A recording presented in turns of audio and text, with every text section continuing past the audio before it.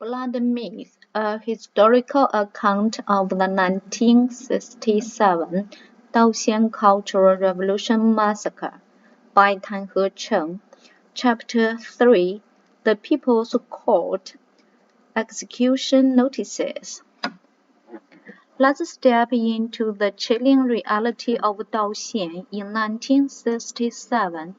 The author first encountered the horrors of the massacre during a visit to the county.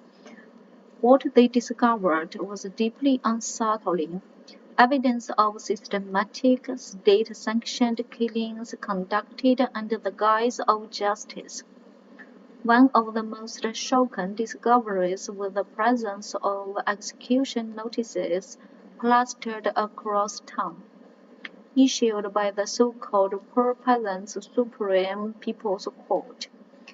These notices, written with chilling simplicity, condemned individuals to death with little more than a few sentences.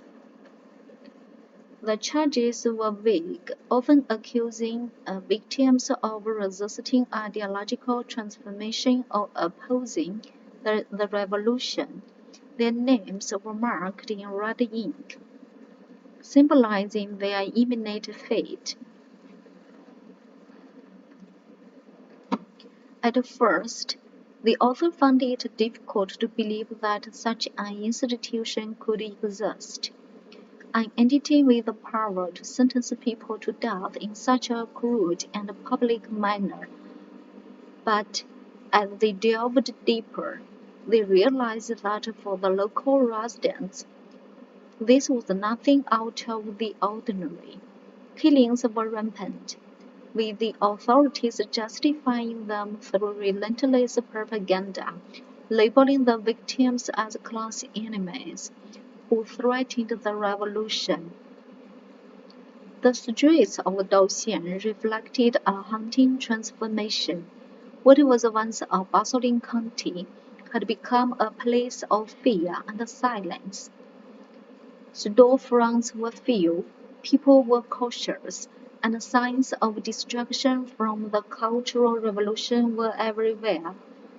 A simple meal at a roadside eatery turned ominous when the locals eyed the outsiders with suspicion. Only later did the author realize they had unknowingly eaten fish that might have fed on human remains. Attempts to discuss the massacre with the locals often met with nervous deflections.